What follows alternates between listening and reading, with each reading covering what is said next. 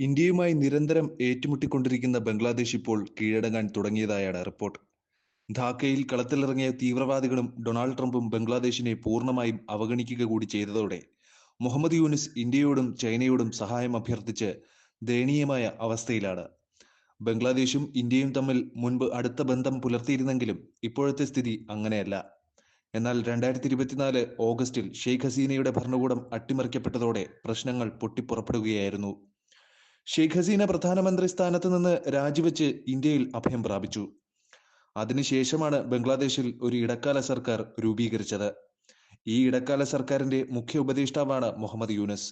മുഹമ്മദ് യൂനിസും അദ്ദേഹത്തിന്റെ ഉപദേഷ്ടാക്കളുമാണ് ഇന്ത്യക്കെതിരെ നിലപാടുമായി പ്രവർത്തിച്ചത്. പ്രത്യേകിച്ച് ഇന്ത്യയുടെ അതിർത്തിയിൽ അവർ ഏറെ സമ്മർദ്ദം ചെലുത്തുകയും ചെയ്തു. ഇന്ത്യയുടെ വടക്ക് കിഴക്കൻ സംസ്ഥാനങ്ങളുടെ അതിർത്തികളിൽ സ്പൈ ഡ്രോണുകൾ പറത്തി യൂനിസ് ഭരണകൂടം ഭീഷണി മുഴക്കി. കൂടാതെ പാകിസ്ഥാനുമായി വളരെ അടുത്ത് പ്രവർത്തിക്കുകയും ചെയ്തു.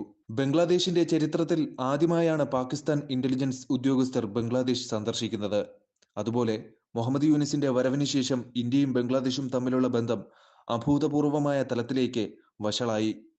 അത്തരമൊരു അന്തരീക്ഷത്തിലാണ് മുഹമ്മദ് യൂനിസ് നിലവിൽ വലിയൊരു പ്രശ്നത്തിലായിരിക്കുന്നത്. ഇതുമൂലം ഇന്ത്യക്കും ചൈനയ്ക്കും സഹായത്തിനായി കീഴടങ്ങേണ്ട അവസ്ഥയിലാണ് അദ്ദേഹം. ബംഗ്ലാദേശിലെ ഇടക്കാല സർക്കാരിന്റെ മുഖ്യ ഉപദേഷ്ടാവായി യൂനിസ് ചുമതലയേറ്റപ്പോൾ 2024 ഓഗസ്റ്റ് മുതൽ 2025 ജനുവരി 19 വരെ ജോ ബൈഡനായിരുന്നു അമേരിക്കൻ പ്രസിഡന്റ്. ഡെമോക്രാറ്റിക് പാർട്ടിയിൽപ്പെട്ടയാളാണ് ബൈഡൻ.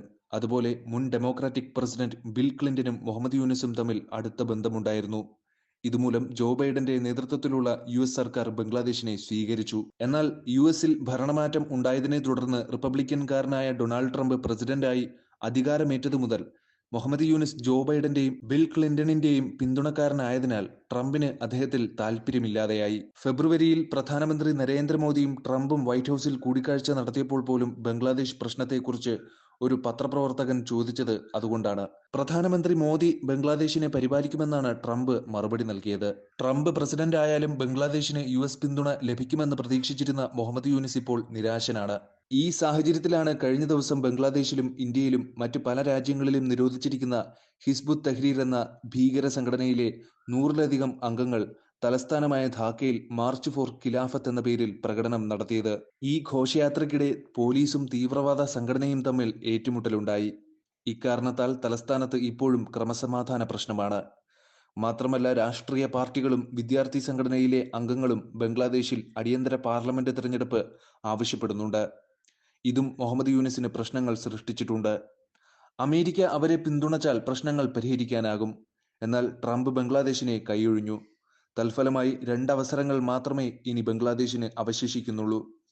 ഒന്ന് ചൈനയും മറ്റൊന്ന് ഇന്ത്യയുമാണ്.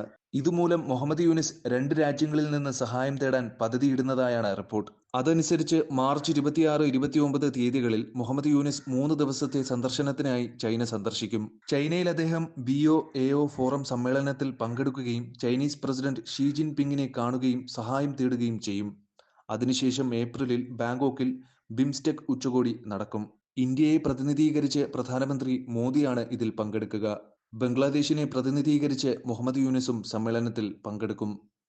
ഈ സാഹചര്യത്തിൽ പ്രധാനമന്ത്രി മോദിയെ കാണാൻ മുഹമ്മദ് യൂനിസിന്റെ പേരിൽ അനുമതി അഭ്യർത്ഥിച്ചിട്ടുണ്ട്. അതായത് മുഹമ്മദ് യൂനിസ് പ്രധാനമന്ത്രി മോദിയോട് സഹായം ചോദിക്കുമെന്നാണ് റിപ്പോർട്ട്.